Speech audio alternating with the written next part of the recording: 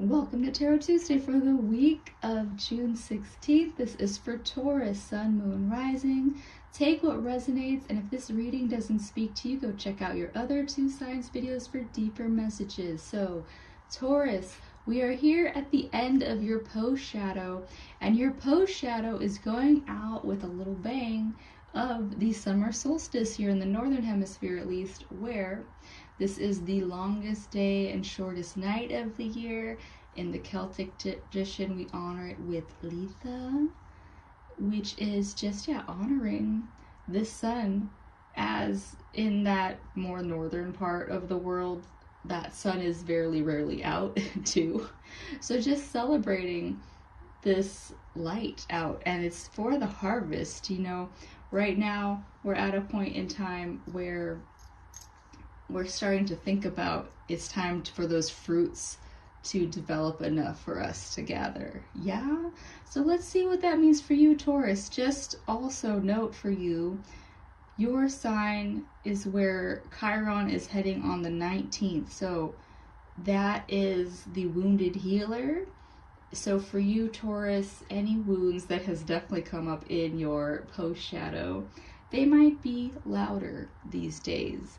And know that, sometimes these wounds that we carry in our life are meant to show us a different way to operate, a unique way that we operate in the world, And so to meet this week, Taurus, we're going to be using the Xultún Tarot. I believe that's what it's pronounced as.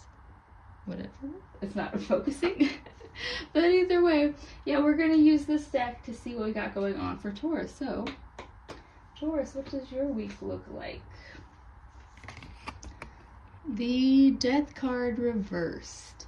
Death reversed is not a bad thing. It just is that death, change, transformation that you are feeling in your post shadow.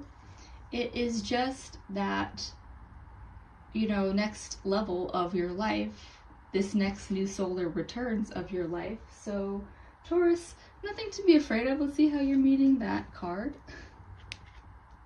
Oh wait, here, let me show it to you. Because this card in this deck is fun. It is the Fool. Oh man, I wish you would focus. That's okay. He's got a duck on his head. It's a little different than the other tarot where he's just walking off a cliff with a dog. This one, he's walking into a jaguar mouth. So, Taurus, this is how you meet that death card, is from this level of foolishness. He's right side up, so it is not as, ignorant of a way to move forward. It's walking forward with an open mind. You're walking forward with a full open mind and heart into unknown territories. That's exactly what you coming out of your post shadow is.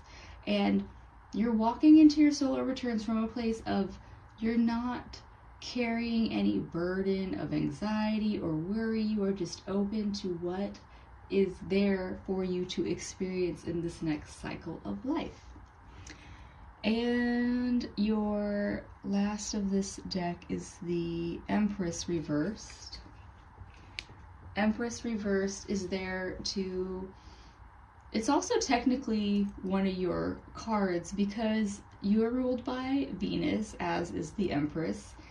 And as part of, at least, I don't know about your orientation, but at least in the representation in this deck, Venus, Empress, part of that feminine experience is that deep shedding that we go through. And so for you, Taurus, your expression of the feminine right now might be in that deep shedding. That shedding that comes. And it's not a bad place to be. Be open to that shed. Be open and receptive like that Fool here to the shedding that you're going through so that you can walk through into this next level, the solar returns, this transformation that you're coming to, So to pull one more card for you, I'm using this deck that I've really never used before today, called the Bloodlines Oracle, just to get a sense of, more grounding out of this reading. So let's see what we got going on for Taurus.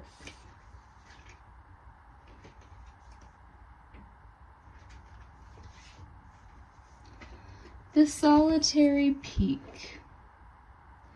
The solitary peak. So right now, Taurus, if you're feeling isolated, it's not a bad thing. Solitariness, aloneness, isn't a bad thing.